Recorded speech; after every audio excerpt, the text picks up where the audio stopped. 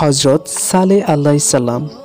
আদ জাতির ধ্বংসের প্রায় ৫০০ বছর পরে হযরত সালেহ আলাইহিস সালাম কওমে সামুদ এর প্রতি নবী হিসেবে প্রেরিত হন। কওমে আদ ও কওমে সামুদ একই দাদা ইরাম এর দুটি বংশধারার নাম। এদের বংশ পরিচয় ইতিপূর্বে হুদ আলাইহিস সালামের আলোচনায় বিস্তৃত হয়েছে।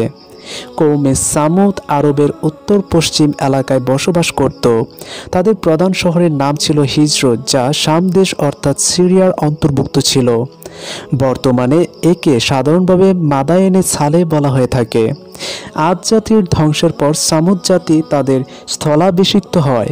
তারাও আদ জাতির মতো শক্তিশালী ও বীরের জাতি ছিল। তারা প্রস্তর খোদাই ও স্থাপত্যবিদ্যায় খুবই পারদর্শী ছিল। সমতল ভূমিতে বিশাল এলাকায় অট্টালিকা নির্মাণ ছাড়াও পর্বতগাত্র খোদাই করে তারা নানা রূপ প্রকোষ্ঠ নির্মাণ করত। তাদের স্থাপত্য নিদর্শনবলী আজও বিদ্যমান রয়েছে। এগুলো গায়ে ইরামি ও সামুদি বর্ণমালার শিলালিপি খোদিত রয়েছে। অভিশপ্ত অঞ্চল হওয়ার কারণে এলাকাটি আজও পরিত্যক্ত অবস্থায় রয়েছে। কেউ সেখানে বসবাস করে না। নবম হিজরিতে তাবুক যুদ্ধে যাওয়ার পথে মুসলিম বাহিনী হিজরে অবতরণ করলে রাসূলুল্লাহ সাল্লাল্লাহু আলাইহি সাল্লাম তাদেরকে সেখানে প্রবেশ করতে নিষেধ করে বলেন, অর্থাৎ তোমরা ওইসব অভিশপ্তদের এলাকায় প্রবেশ করো না, ক্রন্দনরত অবস্থায় ব্যতীত। যদি ক্রন্দন করতে না পারো তাহলে প্রবেশ করো না, তাহলে তোমাদের উপর ওই গজব আসতে পারে যা তাদের উপর এসেছিল। রাসূলের এই বক্তব্যর মধ্যে সূক্ষ্ম তাৎপর্য এই যে, এগুলো দেখে যদি মানুষ আল্লাহর গজবে ভীত না হয় তাহলে তাদের অন্তর শক্ত হয়ে যাবে এবং ওইসব অভিশপ্তদের মতো অহংকারী ও হঠকারী আচরণ করবে। ফলে তাদের উপর অনুরূপ গজব নেমে আসবে, যেরূপ ইতিপূর্বে ওইসব অভিশপ্তদের উপর নেমে এসেছিল। পার্থিব বিত্ত বৈভব ও ধন্যসহ্যের পরিণতি অধিকাংশ ক্ষেত্রেই অশুভ হয়ে থাকে। বিত্তশালীরা আল্লাহ ও আখিরাতকে ভুলে গিয়ে ভ্রান্ত পথে পা বাড়ায়। সামুদ জাতির বেলায়ও তাই হয়েছিল। অথচ কওমে নূহের কঠিন শাস্তির ঘটনাবলীও তখনও লোকমুখে আলোচিত হতো। আর কওমে আদ এর নিশ্চিহ্ন হওয়ার ঘটনা তো তাদের কাছে এক প্রকার টাটকা ঘটনাই ছিল। অথচ তাদের ভাইদের ধ্বংস সম্পদের উপরে বড় বড় বিলাসবহুল অট্টালিকা নির্মাণ করেও বৈত্য বৈভবের মালিক হয়ে তারা পিছনের কথা বলে গেল। এমনকি তারা আদ জাতির মতো অহংকারী কার্যকলাপ শুরু করে দিল। তারা শিরক ও মূর্তি পূজায় লিপ্ত হলো। এমতো অবস্থায় তাদের হেদায়েতের জন্য তাদের এই বংশধর মধ্যে হতে সালেহ আলাইহিস সালামকে আল্লাহ নবী মনোনীত করে পাঠালেন। কওমে সামুদ এর প্রতি হযরত সালেহ আলাইহিস সালামের দাওয়াত। পথভোলা জাতিকে হযরত সালেহ আলাইহিস সালাম সর্বপ্রথম তাওহীদের দাওয়াত দিলেন। তিনি তাদেরকে মূর্তি পূজা সহ যাবতীয় শিরক ও কুসংস্কার ত্যাগ করে এক আল্লাহর ইবাদত ও তার প্রেরিত বিধান সমূহের প্রতি আনুগত্যের আহ্বান জানালেন। তিনি যৌবনকালে নবুয়ত প্রাপ্ত হন। তখন থেকে বার্ধক্যকালের অবধি তিনি স্বীয় কওমকে নিরন্তর দাওয়াত দিতে থাকেন। কওমের দুর্বল শ্রেণীর লোকেরা তার উপরে ঈমান আনলেও শক্তিশালী ও নেতৃত্বস্থানীয় লোকেরা তাকে অস্বীকার করে। হযরত সালেহ আলাইহিস সালামের দাওয়াত সম্পর্কে সূরা আরাফের ৭৩ এবং ৭৯ নম্বর আয়াতে আল্লাহ বলেন, অর্থাৎ সামুদ জাতির নিকটে আমি প্রেরণ করেছিলাম তাদের ভাই সালেহকে।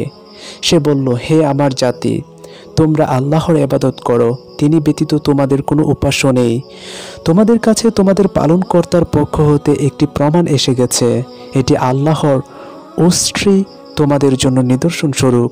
অতঃপর তোমরা একে ছেড়ে দাও, আল্লাহর জমিনে চড়ে বেড়াবে। তোমরা একে অন্যায়ভাবে স্পর্শ করবে না, তাতে মর্মান্তিক শাস্তি তোমাদেরকে পাকড়াও করবে। তোমরা স্মরণ করো যখন আল্লাহ তোমাদেরকে আদ জাতির পরে তাদের স্থলাভিষিক্ত করেন এবং তোমাদেরকে পৃথিবীতে ঠিকানা করে দেন। সে মতে তোমরা সমতল ভূমিতে অট্টালিকা সমূহ নির্মাণ করেছ এবং পাহাড়ের গায়ে খোদাই করে প্রকোষ্ঠ সমূহ নির্মাণ করেছ। অতএব তোমরা আল্লাহর অনুগ্রহ সমূহ স্মরণ করো এবং পৃথিবীতে অনর্থ সৃষ্টি করো না। কিন্তু তার সম্প্রদায়ের দাম্ভিক নেতারা ঈমানদার দুর্বল শ্রেণীর উদ্দেশ্য বলল, তোমরা কি জানো যে সালেহ তার প্রভুর পক্ষ হতে প্রেরিত নবী? তারা বলল, আমরা তো তার আনিত বিষয়সমূহের প্রতি বিশ্বাস স্থাপনকারী। জবাবে দাম্ভিক নেতারা বলল, তোমরা যে বিষয়ে বিশ্বাস স্থাপন করেছ আমরা সে বিষয়ে অস্বীকারী। অতঃপর তারা উষ্ট্রিককে হত্যা করল এবং তাদের প্রভুর আদেশ অমান্য করল।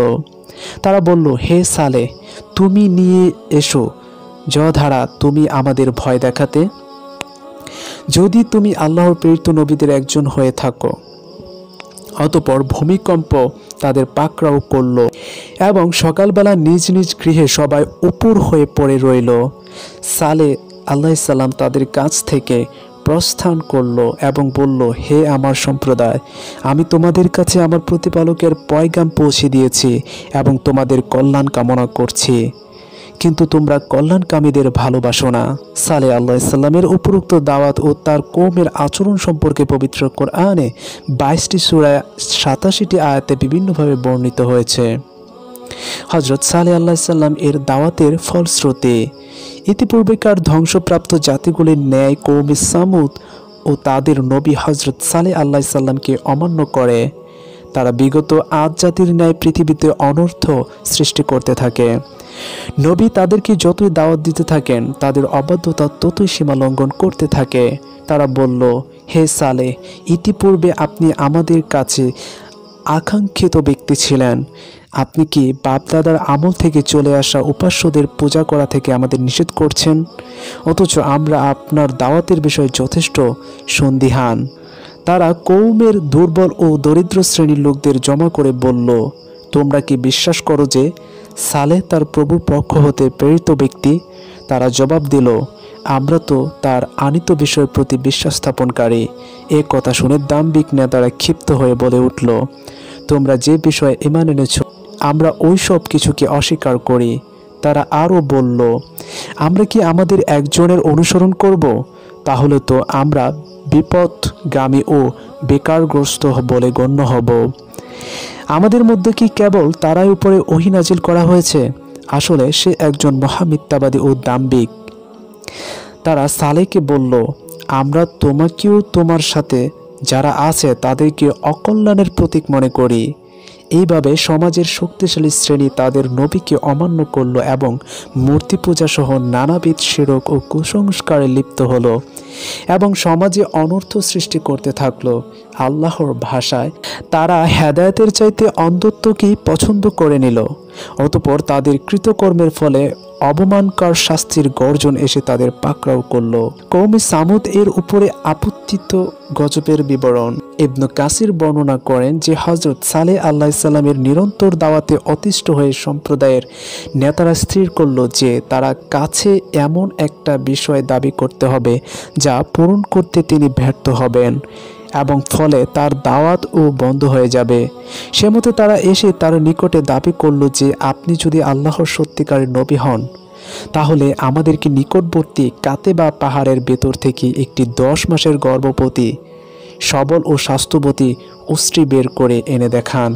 এ দাবি শুনে হযরত সালেহ আলাইহিস সালাম তাদের কাছ থেকে অঙ্গীকার করে নিলেন যে যদি তোমাদের দাবি পূরণ করা হয় তবে তোমরা আমার নবুয়তের প্রতি ও আমার দাওয়াতের প্রতি ঈমান আনিবে কিনা। জেনে রেখো, উক্ত মুজিজা প্রদর্শনের পরেও যদি তোমরা ঈমান না আনো তাহলে আল্লাহর গজবে তোমরা ধ্বংস হয়ে যাবে। এতে সবাই স্বীকৃত হলো ও উক্ত মর্মে অঙ্গীকার করল।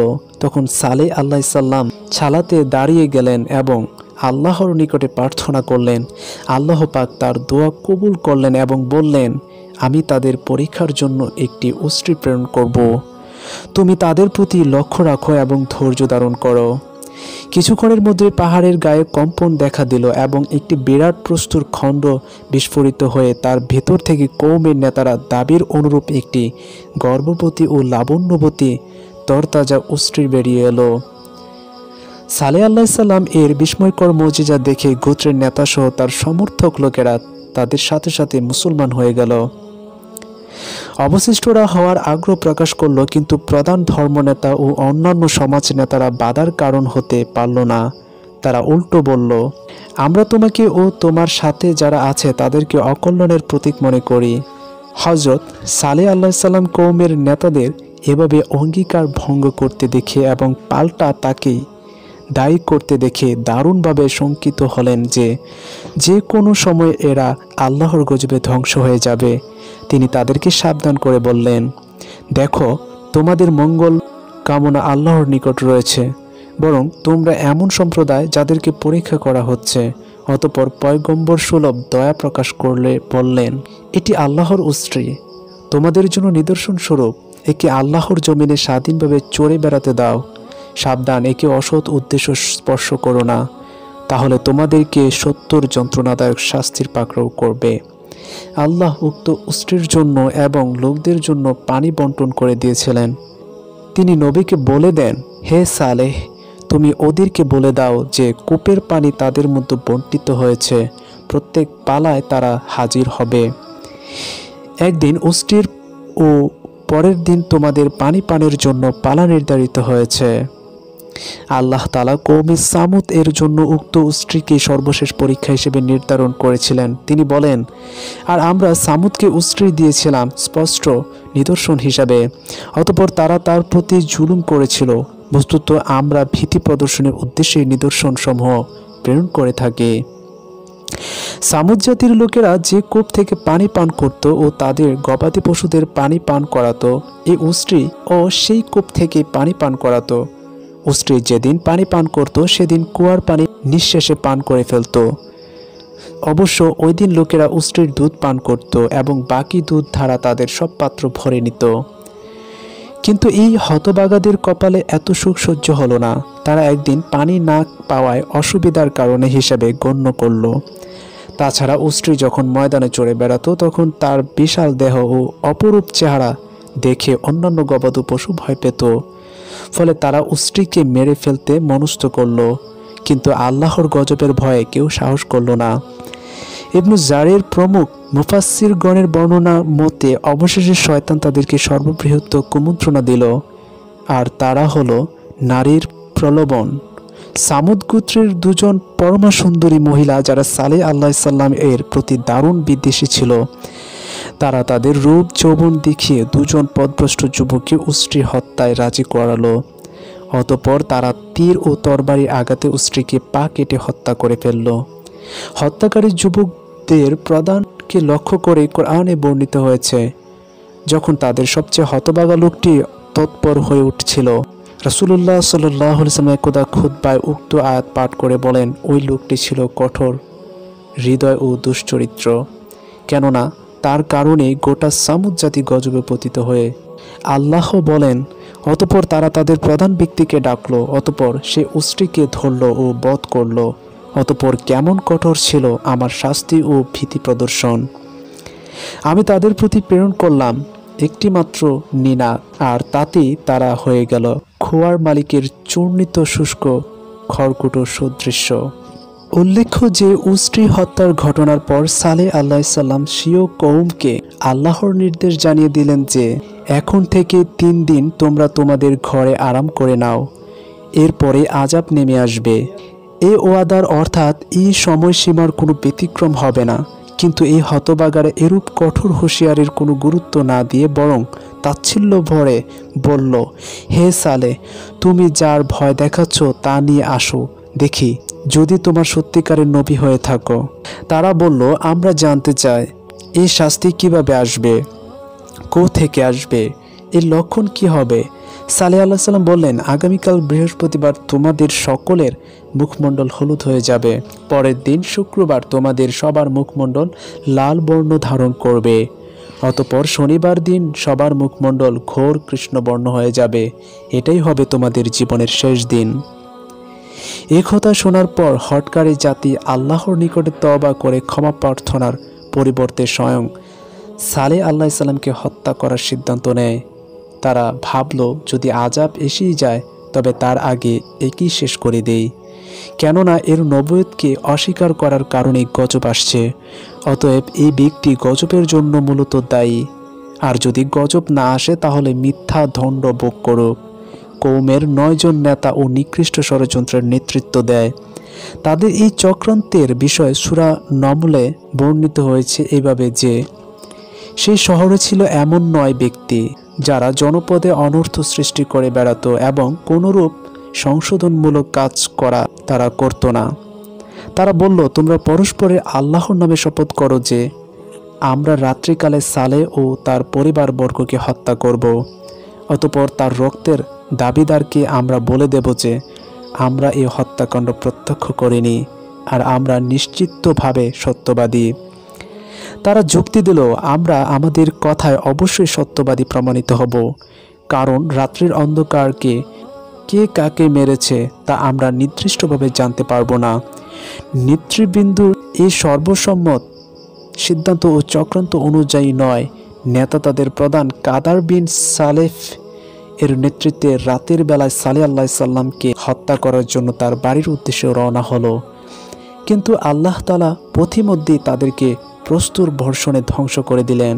আল্লাহ বলেন, তারা ষড়যন্ত্র করল, আমিও পাল্টা কৌশল করলাম, অথচ তারা কিছুতেই জানতে পারল না। তাদের চক্রান্তের পরিণতি দেখো, আমি অবশ্যই তাদেরকে তাদের সম্প্রদায়ের সবাইকে ধ্বংস করে দিয়েছিলাম।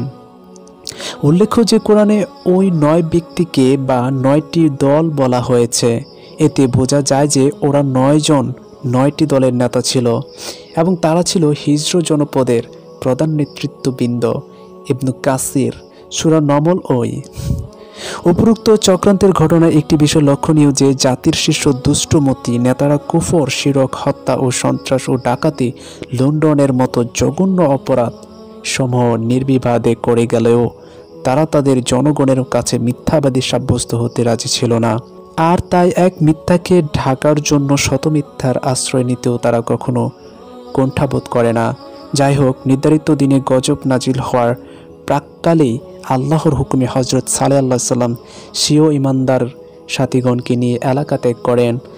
যাওয়ার সময় তিনি স্বীয় কওমকে উদ্দেশ্য করে বলেন, হে আমার জাতি, আমি তোমাদের কাছে স্বীয় পালনকর্তার পয়গাম পৌঁছে দিয়েছি এবং সর্বদা তোমাদের কল্যাণ কামনা করছি, কিন্তু তোমরা তোমাদের কল্যাণকামীদের ভালোবাসো না।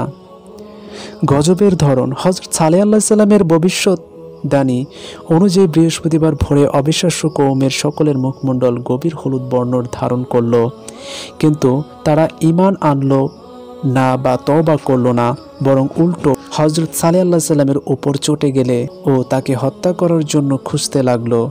দ্বিতীয় দিন সবার মুখমণ্ডল লাল বর্ণ ও তৃতীয় দিন ঘোর কৃষ্ণবর্ণ হয়ে গেল।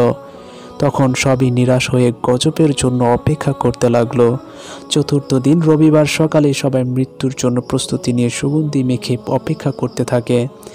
এমতো অবস্থায় ভীষণ ভূমিকম্প শুরু হলো এবং উপর থেকে বিকট ও ভয়াবহ এক গর্জন শোনা গেল। ফলে সবাই যার যার স্থানে একযোগে অধোমুখী হয়ে ভূতলশায়ী হলো এবং ধ্বংসপ্রাপ্ত হলো এমনভাবে যেন তারা কোনো দিন সেখানে ছিল না। অন্য আয়াতে এসেছে যে আমি তাদের প্রতি একটিমাত্র নিনাদ পাঠিয়েছিলাম, তাতেই তারা শুষ্ক খড়কুটোর মতো হয়ে গেল। কোনো কোনো হাদিসে এসেছে রাসূলুল্লাহ সাল্লাল্লাহু আলাইহি সাল্লাম বলেন, সামুদ জাতির উপরে আপতিত গজব থেকে আর রেগাল নামক জৈনিক অবিশ্বাসী নেতা ও ওই সময় মক্কায় থাকার কারণে বেঁচে গিয়েছিল, কিন্তু হারাম শরীফ থেকে বেরোবার সাথে সাথে সেও গজবে পতিত হয়। রাসূলুল্লাহ সাল্লাল্লাহু আলাইহি সাল্লাম সাহাবায়ে কেরামকে মক্কার বাইরে আবু রেগালের উক্ত কবরের চিহ্ন দেখান এবং বলেন যে তার সাথে একটা স্বর্ণের ছড়িও দাফন হয়ে গিয়েছিল। তখন কবর খনন করে তারা ছড়িটি উদ্ধার করেন। উক্ত রেওয়াতে কথাও বলা হয়েছে যে তায়েফের প্রসিদ্ধ সাকিফ গোত্র উক্ত আবু রেগালের বংশধর, তবে হাদিসটি জয়ীফ। অন্য হাদিসে এসেছে রাসূলুল্লাহ সাল্লাল্লাহু আলাইহি সাল্লাম বলেন যে সাকিফ গোত্রের একজন মিথ্যাবাদী ভণ্ড নবী ও একজন রক্ত পেশাসুর জন্ম হবে। রাসূলের এই ভবিষ্যদ্বাণী বাস্তবায়িত হয় এবং এই বংশে মিথ্যা নবী মুক্তার সাকাফি এবং রক্ত পেশাসু কসাই ইরাকের ইয়া গর্বনর হাজ্জাজ বিন ইউসুফের জন্ম হয়। কওমে সামুদের অভিশপ্ত বংশের রক্তধারার কুপ্রভাব হওয়াটাও এতে বিচিত্র নয়। অন্য এক হাদিসে বর্ণিত হয়েছে যে নবম হিজরিতে তাবুক যুদ্ধের সময় রাসূলুল্লাহ সাল্লাল্লাহু আলাইহি সাল্লাম সিরিয়া ও হেজাজের মধ্যবর্তী হিজর নামক সেই স্থানটির অতিক্রম করেন যেখানে সামুদ জাতির উপরে গজব নাজিল হয়েছিল। তিনি সাহাবায়ে কেরামকে নির্দেশ দেন, কেউ যেন ওই গজব বিধ্বস্ত এলাকায় প্রবেশ না করে এবং ওখানকার কুয়ার পানি ব্যবহার না করে।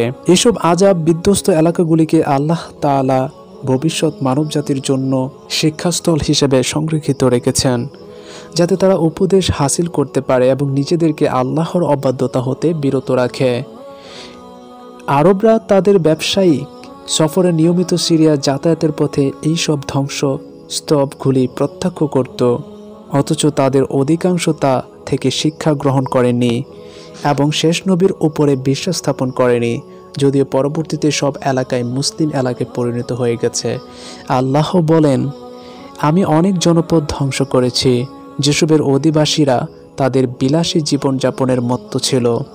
তাদের এসব আবাসস্থলে তাদের পরে মানুষ খুব সামান্যই বসবাস করেছে। অবশেষে আমি এসবের মালিক রয়েছি। আপনার পালনকর্তা জনপদ সমূহকে ধ্বংস করেন না, যে পর্যন্ত না তার কেন্দ্রস্থলে রাসূল প্রেরণ করেন, যিনি তাদের কাছে আমাদের আয়াতসমূহ পাঠ করেন। আর আমরা জনপদ সমূহকে তখনই ধ্বংস করি যখন তার বাসিন্দারা অর্থাৎ নেতারা জুলুম করে। উল্লেখ্য যে উপরে বর্ণিত কাহিনীর প্রধান বিষয়গুলি পবিত্র কোরআনে 22টি সূরায় 87টি আয়াতে এবং কিছু অংশে হাদিসে বর্ণিত হয়েছে। কিছু অংশ এমনও রয়েছে যা তাফসীরবিদগণ বিভিন্ন ইসরাঈলী বর্ণনা থেকে সংগ্রহ করেছেন, যা সত্য ও মিথ্যা দুই হতে পারে, কিন্তু সেগুলি কোনো গুরুত্বপূর্ণ বিষয় নয় এবং সেগুলির উপরে ঘটনার প্রমাণ নির্ভরশীল নয়। কওমে সামুদের ধ্বংস কাহিনীতে শিক্ষণীয় বিষয়সমূহ: সমাজের মুষ্টিমেয় নেতৃত্বস্থানীয় ব্যক্তিবর্গ ও শক্তিশালী শ্রেণী সবার আগে শয়তানের পাতানো ফাঁদে পা দেয় ও সমাজকে জাহান্নামের পথে আহ্বান করে এবং তাদেরকে ধ্বংসের পথে পরিচালনা করে, যেমন কওমে সামুদের প্রধান নয় কুচক্রী নেতা করেছিল। দুর্বল শ্রেণীর লোকেরা সাধারণত অন্যদের আগে আল্লাহ ও আখিরাতের বিশ্বাসী হয় ও এজন্য যে কোনো ত্যাগ স্বীকারে প্রস্তুত হয়ে যায়। অবিশ্বাসীরা মূলত দুনিয়াবী স্বার্থে আল্লাহর প্রেরিত শরীয়তে বিশ্বাস ও তদনুযায়ী আমল প্রত্যাখ্যান করে এবং নিজেদের কল্পিত শিরকি আকীদায় বিশ্বাস ও তদনুযায়ী আমলে অগ্রণী ভূমিকা পালন করে এবং তারা সর্বদা তাদের বাপদাদা ও প্রচলিত প্রথার দোহাই দেয়। নবী ও সংস্কারগণ সাধারণত উপদেশদাতা হয়ে থাকেন, শাসক নন। নবী ও সংস্কারদের বিরুদ্ধে শাসক ও সমাজ নেতাগণ জুলুম করলে সরাসরি আল্লাহর গজব নেমে আসা অবশ্যম্ভাবী।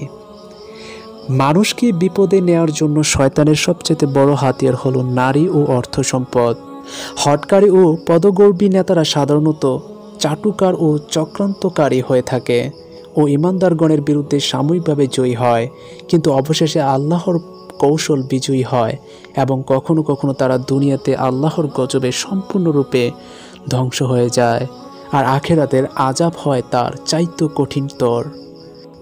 আল্লাহ পাক তার বান্দাকে নিয়ামত রাজি দান করেন তাকে পরীক্ষা করার জন্য। শুকরিয়া আদায় করলে সে আরও বেশি পায়, কিন্তু কুফরি করলে সে ধ্বংস হয় এবং উক্ত নিয়ামত তার কাছ থেকে ছিনিয়ে নেওয়া হয়। অহংকারীদের অন্তর শক্ত হয়, তারা এলাহি গজব প্রত্যক্ষ করার পরেও তাকে তাচ্ছিল্য করে। যেমন 9 নেতা প্রথম দিন গজবে ধ্বংস হলেও অন্যরা তওবা না করে তাচ্ছিল্য করেছিল, ফলে অবশেষে চতুর্থ দিন তারা সবাই ধ্বংস হয়ে যায়। আল্লাহ জালেম জনপদকে ধ্বংস করেন অন্যদেরকে শিক্ষা গ্রহণের জন্য। আল্লাহ সংশোধনকামী জনপদকে কখনই ধ্বংস করেন না। কখনো মাত্র একজন বা দুজনের কারণে গোটা সমাজ ধ্বংস হয়ে যায়। সালেহ আলাইহিস সালাম এর উষ্ট্রি হত্যাকারী ছিল মাত্র 2 জন। অতএব মুসলিমেও কুচক্রীদের বিরুদ্ধে বৃহত্তর সমাজকে সদা সতর্ক থাকতে হয়। কুচক্রীদের কৌশল আল্লাহ ব্যর্থ করে দেন, কিন্তু তারা বুঝতে পারে না। যেমন সামুদ কওমের নেতারা বুঝতে না পেরে অযথা দম্ভ করেছিল। আল্লাহ মানুষকে সঠিক পথে ফিরিয়ে আনার জন্যই দুনিয়াতে ছোটোখাটো শাস্তির আস্বাদন করিয়ে থাকেন ও তাদেরকে ভয় দেখান। সত্য ও মিথ্যার দ্বন্দ্বে অবশেষে সত্য সেবীদেরই জয় হয়, যেমন হযরত সালেহ আলাইহিস সালাম ও তার ঈমানদার দুর্বল শ্রেণীর লোকেরা এলাহি গজব থেকে নাজাত পেয়ে বিজয়ী হয়েছিলেন ও মিথ্যার পূজারী শক্তিশালীরা ধ্বংস হয়ে গিয়েছিল।